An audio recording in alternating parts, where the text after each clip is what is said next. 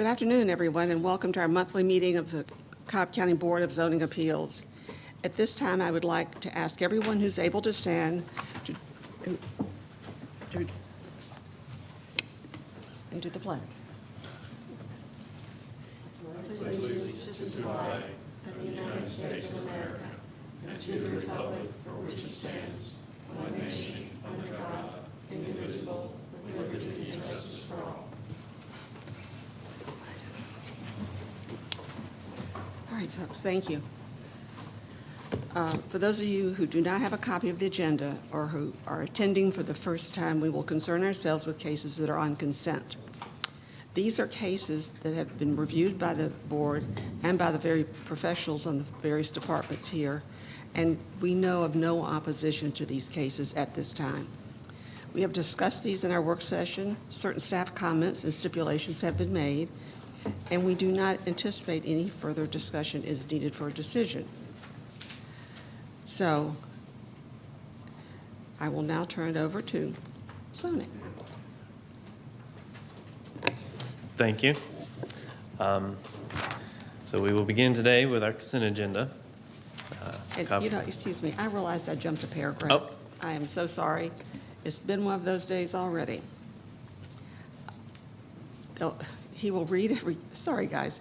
He will read each case into the record, and if you are in opposition, you will be asked to raise your hand as your case is called, and if you happen to be in opposition to that case, you'll be asked that also. And if there is opposition, that case will be removed off consent and placed on a regular case agenda. We then vote on all those cases still on consent at one time. Once we've approved the cases on consent, we will move to our regular agenda. With that, we are ready to discuss consent cases. Now it's your turn. Thank you. The Cobb County Board of Zoning Appeals variance hearing consent agenda for June 14th, 2023 begins with V59, Mark Hurtado, requesting a variance to reduce the setbacks for an accessory structure over 650 square feet, a proposed 1,500 square foot garage, from required 100 feet to 27 feet adjacent to the western property line and to 43 feet adjacent to the eastern property line. Reduce the side setback for an existing accessory structure under 650 square feet, the existing approximately 375 square foot shed from the required 10 feet to 5 feet adjacent to the western property line. And 3, reduce the side setback for an existing accessory structure under 650 square feet, the existing approximately 600 square foot shed from the required 10 feet to 2 feet adjacent to the western property line, located in land lot 953 of the 19th District on the south side of Hill Road, west of C.H. James Parkway. The Board of Zoning Appeals recommends approval, subject to no residential or commercial use of the accessory structure, the fire department comments, and development and inspections comments. Is the applicant present? Yes, I'm here, sir. Let the record show the applicant is present. Is there anyone here in opposition to case V59? Let the record show there's no opposition. Case V60, James P. Cantos, requesting a variance to reduce the setbacks for an accessory structure, the existing approximately 1,100 square foot garage and carport, from the required 100 feet to 65 feet adjacent to the western property line, 70 feet to the rear property line, and 95 feet to the front property line. To allow an accessory structure existing approximately 1,100 square foot garage and carport to be located to the side of the principal structure. And 3, allow a second electrical meter on a residential lot in land lot 1019 of the 19th District, located on the south side of McKay Road, east of Austell Powder Springs Road. The Board of Zoning Appeals recommends approval, subject to no residential or commercial use of the accessory structure, traffic comments, and development inspections comments. Is the applicant for V60 present? Let the record show the applicant is here. Is there anyone here in opposition to case V60? No. Let the record show there's no opposition. Next we have V61, John Johnson, requesting a variance to reduce the setbacks for an accessory structure over 650 square feet, a proposed 816 square foot two-story detached garage from the required 100 feet to 36 feet adjacent to the rear property line and to 10 feet adjacent to the southern property line in land lot 29 of the 16th District, located on the west side of Jefferson Township Parkway, west of Township Cove Road. The Board of Zoning Appeals recommends approval, subject to no residential or commercial use of the accessory structure and traffic comments. Is the applicant for V61 present? Yes, sir. Let the record show the applicant is here. Is there anyone here in opposition to case V61? No. Let the record show there's no opposition. Next case is V63, Rachel Richards, requesting a variance to reduce the side setback from required 10 feet to 6 feet adjacent to the eastern property line and reduce the front setback from the required 35 feet to 25 feet in land lot 254 of the 16th District, located on the south side of Lock Highland Pass, west of Dunbarton Way. The Board of Zoning Appeals recommends approval, subject to stormwater management comments, traffic comments, and sewer comments. Is the applicant for V63 present? Let the record show the applicant is here. Is there anyone in opposition to case V63? No. Let the record show there's no opposition. Next case is V64, Cynthia Wynn Garnigan, requesting a variance to reduce the major side setback from the required 25 feet to 23 feet existing and reduce the rear setback from the required 30 feet to 20 feet in land lot 226 of the 20th District, located on the northeast corner of Brook Green Drive and Brook Green Way, east of McLean Road. The Board of Zoning Appeals recommends approval. Is the applicant for V64 present? Let the record show the applicant is here. Is anyone here in opposition to this case? Let the record show there's no one in opposition. Next, we have V65, David Johnson and Mary Barton, requesting a variance to allow an accessory structure, the existing approximately 144 square foot shed, to be located in front of the principal structure, and allow an accessory structure, the proposed 1,200 square foot workshop, to be located in front of the principal structure. Reduce the setbacks for an accessory structure over 650 square feet, the proposed 1,200 square foot workshop, from the required 100 feet to 29 feet adjacent to the eastern and western property lines, and allow a second electrical meter on a residential lot in land lot 3 of the 20th District, located on the south side of McCoy Road, east of Will Bend Street. The Board of Zoning Appeals recommends approval, subject to stormwater management comments, fire department comments, no residential or commercial use of the accessory structure, and development and inspections comments. Is the applicant for V65 present? Yes. Let the record show that the applicant is here. Is there anyone here in opposition to case V65? No. Let the record show there's no opposition. Next case is V66, Byron R. Hayes, requesting a variance to reduce the side setback from required 10 feet to 2 feet adjacent to the northwest property line in land lot 143 of the 1st District, located on the southwest corner of Thaxton Drive and Larry Lane, west of Richmond Hill Drive. The Board of Zoning Appeals recommends approval, subject to stormwater management comments, traffic comments, and development and inspections comments. Is the applicant for V66 present? Yes, sir. Let the record show the applicant is here. Is there anyone here in opposition to case V66? No. Let the record show there's no opposition. And our final case on consent is V67, 1155 Barrett LLC, requesting a variance to increase the maximum allowable impervious coverage from 70% to 78.2% in land lot 208 of the 20th District. The property is located on the south side of Ernest Barrett Parkway, east of Cobb Place Boulevard. The Board of Zoning Appeals recommends approval, subject to stormwater management comments and sewer comments. Is the applicant for V67 present? Let the record show the applicant is here. Is there anyone here in opposition to case V67? No. Let the record show there's no opposition. And that will conclude today's consent agenda. Thank you. So it is back to the board now. Do we have any other comments, questions, or concerns about any of these cases? Yes. Madam Chair, after consultation with the applicant on V65, I move to have these 3 additional conditions added as conditions to the grant of the variance. No running water to the accessory structure. Number 2, the accessory structure to be painted the same color as the principal residence. And number 3, the accessory structure to be used only during the hours of 8 a.m. through 7 p.m. Do we have that? Okay, all right. Do we now have a motion to accept with Mr. Boland's additions? I make a motion that we accept the consent agenda with the additional conditions stated.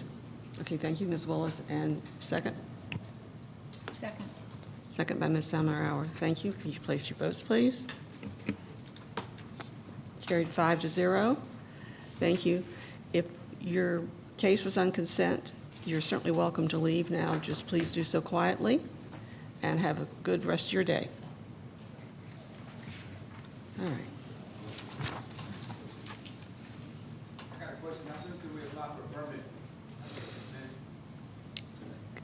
Come up to the front and this gentleman can handle it.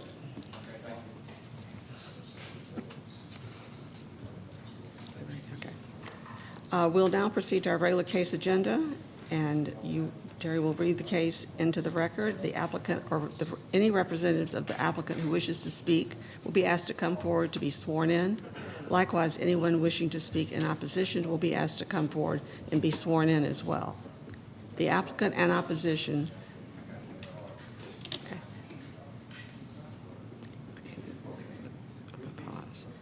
Okay. The applicant and opposition will have 10 minutes each to present their case.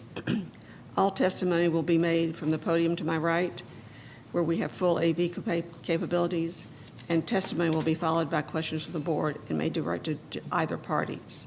Once we have closed the public hearing on that case, unless you are requested, you do not return to the podium. All right, thank you.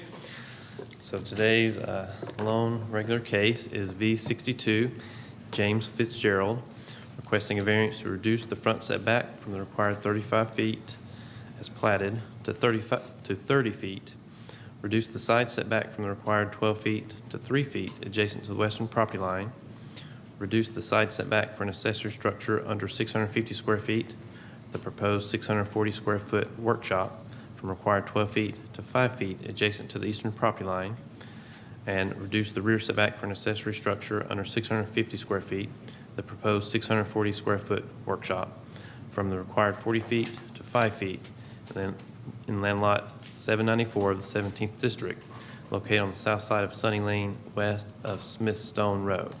Would the applicant and anyone wishing to speak please come forward to be sworn in?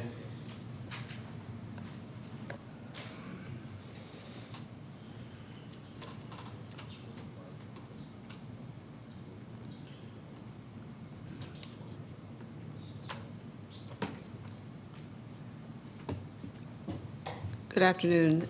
Please state your name. James Fitzgerald. And you have 10 minutes. Yes, we are wanting to reduce our setbacks to build a workshop and also to add onto our existing structure a garage, which will also include the carport, the existing carport. We want to reduce the westerly boundary setback to 3 feet, and we want to reduce our front setback to 30 feet for a garage, bumping it out to the north of the structure where the carport is located on the left side of the house, and add a porch to the north about 6 feet wide, just a standard porch, but it would be within that 30-foot setback, new setback. We also want to include a workshop in the southeast corner of the property, reduce the side setback from the easterly boundary to 5 feet, the rear south setback to 5 feet, and from the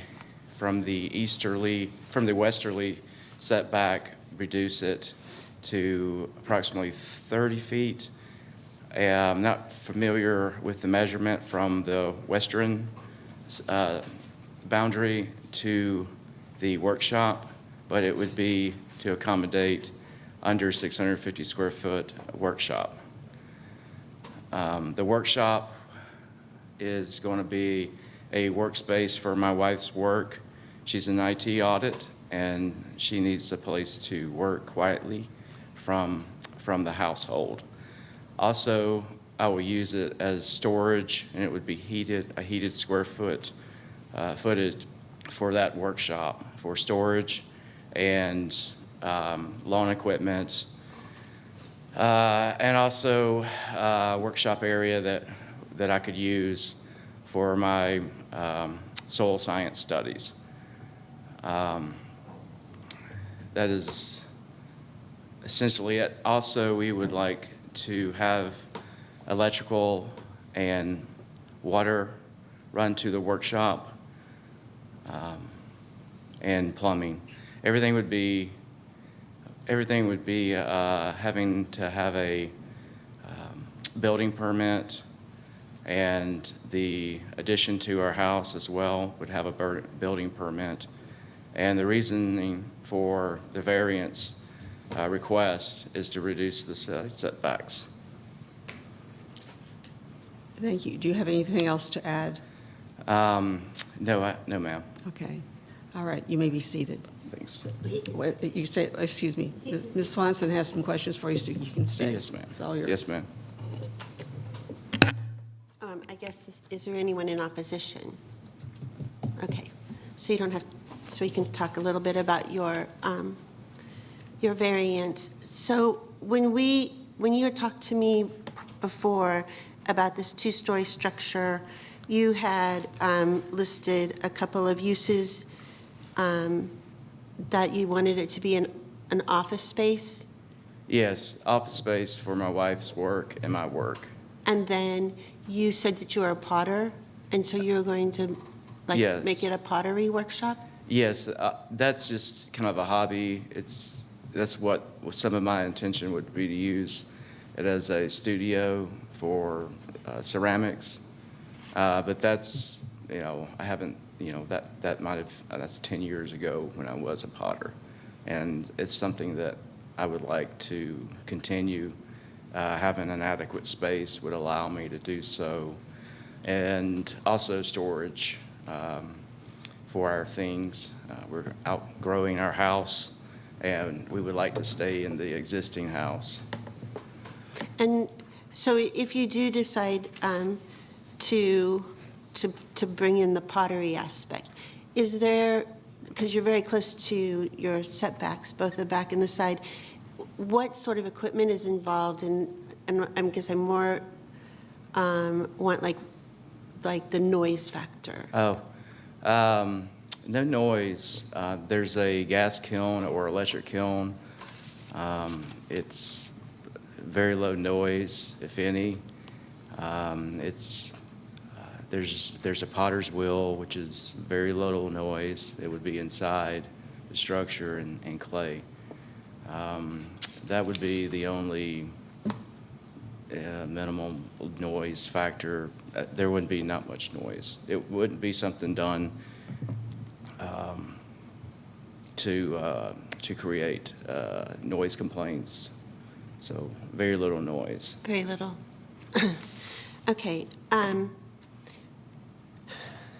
And we also had a discussion about it possibly being used as, if you had company come over, that would be used as a bedroom. So what I just wanted to do was to verbally go over what those stipulations will be on this property for the uses.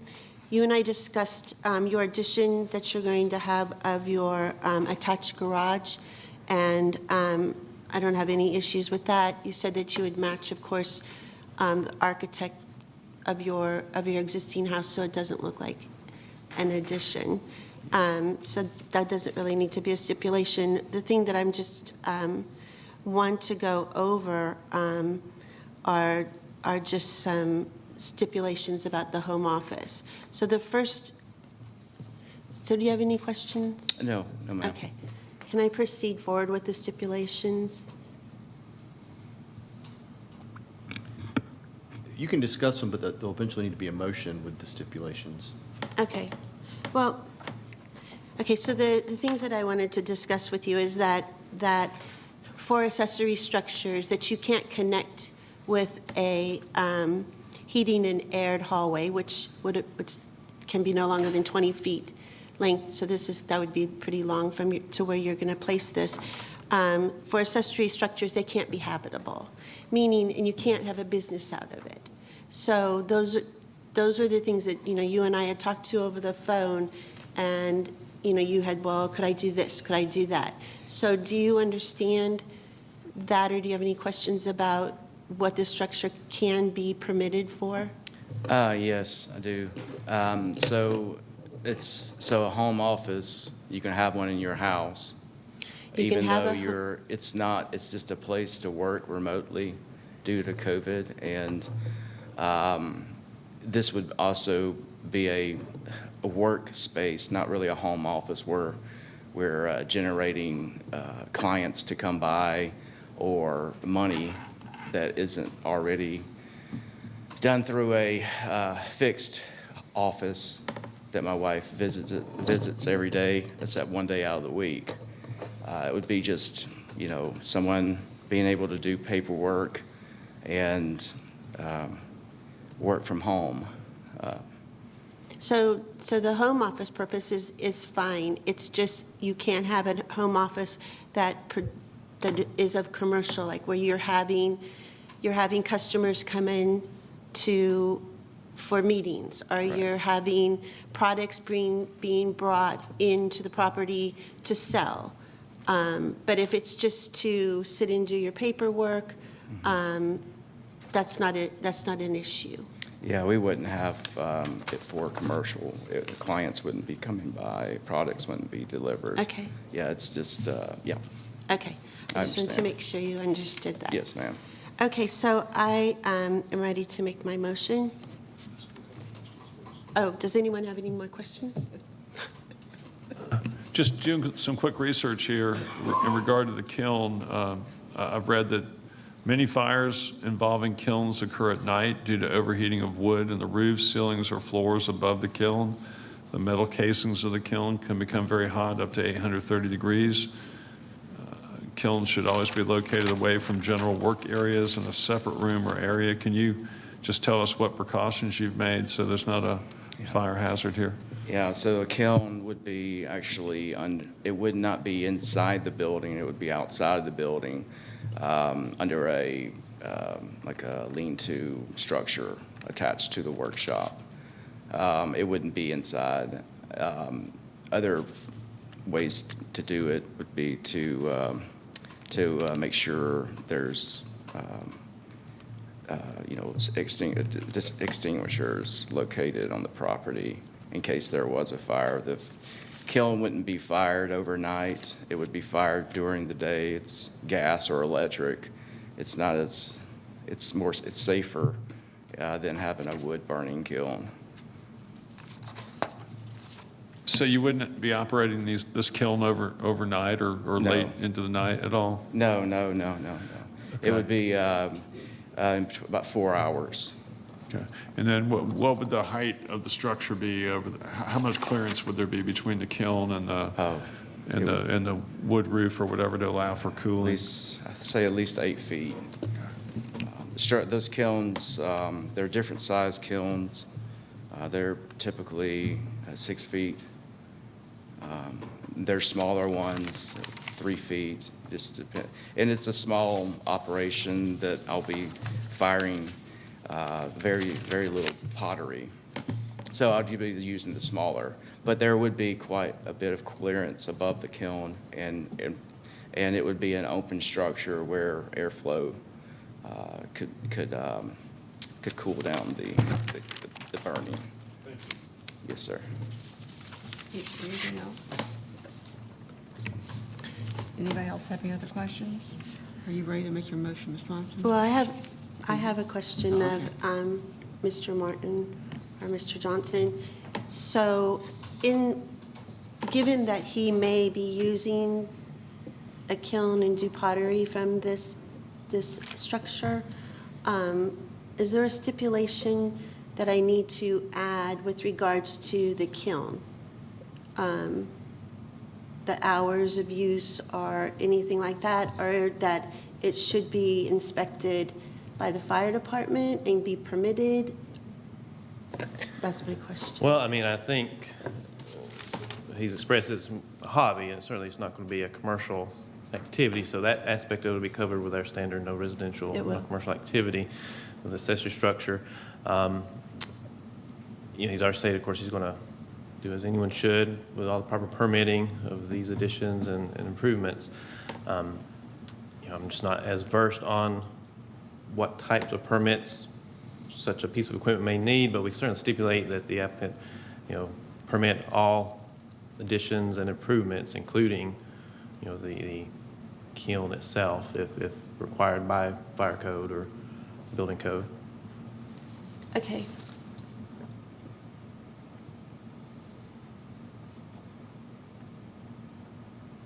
And I have one more question. Yes, ma'am. Then we can get into the stipulations. So you said this accessory structure, I was thinking it was a box, that you may put like a lean-to out the side if you wanted to use a kiln outside. So when we look at this coming down to the corner of this lot,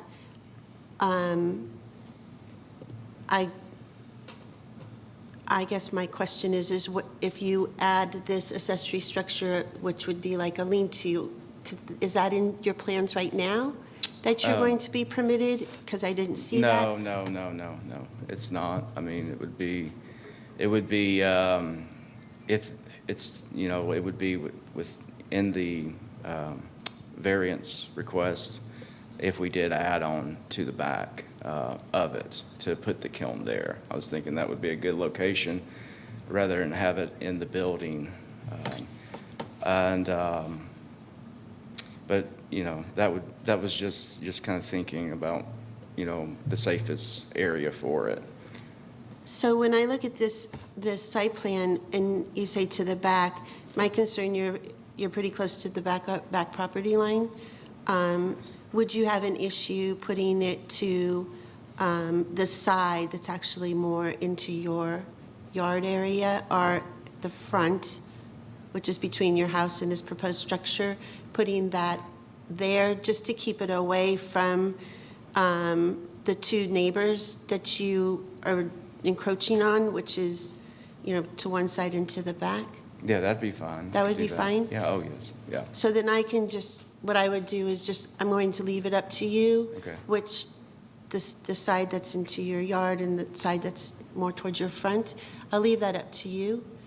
But I would also just suggest when you get this permitted, that you also get the lean-to permitted with it. So then you have something that's fully permitted and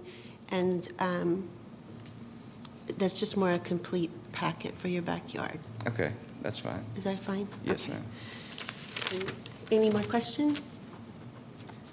Okay. Can we let him sit down? Oh, you can sit down. Okay, Please, thanks. please be seated. No, I want him to stand up there.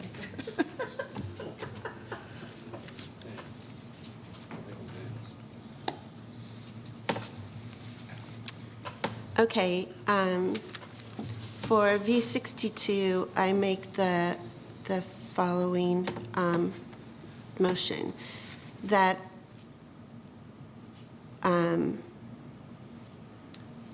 given that this is a two-story building with sewer and water and electrical, which will be a restroom, that type of thing, for this building, I propose the following stipulations. So it's number 1, home office use only, no business, no commercial. The accessory structure cannot be habitable per code, which is R30, section 134-196, page 8, number 10.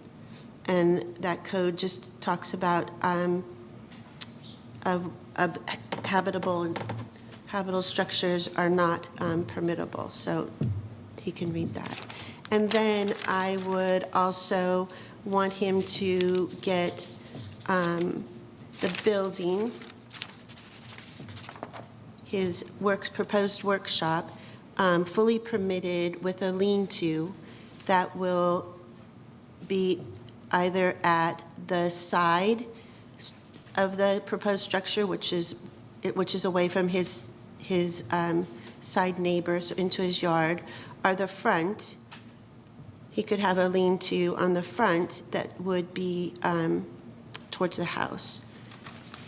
So, and get that permitted when he gets this addition permitted. And in that permit, to also include that the kiln be required to be permitted by fire and building code. And that's my motion. Are you clear? Okay. Do I have a second? Second. Thank you. Place your votes. The case passed 5-0. Thank you very much for being here and your explanation. And I want to apologize to Mr. Martin. I keep calling you by your first name, and I apologize. We have a little more housework to do, but before we go any further, we just learned that one of our really valued employees is retiring, and we just wanted to acknowledge Tim Pierce for his, did you tell me 34 years? 24 for Cobb, 13 for Palm Beach County, so 37. 37 years, and most of it with us. We hate to lose him and his amazing knowledge, so best of luck. Thank you. Have a happy retirement. All right, now we just need to approve our minutes from the prior meetings. I need a motion to approve the minutes from the variance hearing on May 10 and from our special called work session on June 12th. Do I have a motion? I make a motion that we approve the minutes for May 10th. Do I have a okay. Do I have a second? Second that motion. Okay. Thank you. We had a motion by Ms. Swanson, seconded by Ms. Willis. Please vote. Before I ask for adjournment, anybody else, do we have anything else for the party? Okay. All right. I need a motion for adjournment. Huh? Oh, we have to do June 12th meeting. Which one did I miss? This one, the green one. I don't have the two. No, we approved this one. Now we have to approve. I put that in, do I need to put in separate motions? I put it in the motion. The motion that was made was only for May 4th. Okay. Thank you. All right, do I have a motion for the special called meeting? Minutes, please. I make a motion to approve the special called meeting. Second? I second. Okay. Motion made by Ms. Willis, seconded by Ms. Swanson. Everybody vote, please. And it passes. We approved 5-0. Now, do I have a motion for adjournment? So moved. Motion made by Ms. Summer. Second? Second. By Ms. Willis. Thank you. We are now adjourned. Thank you.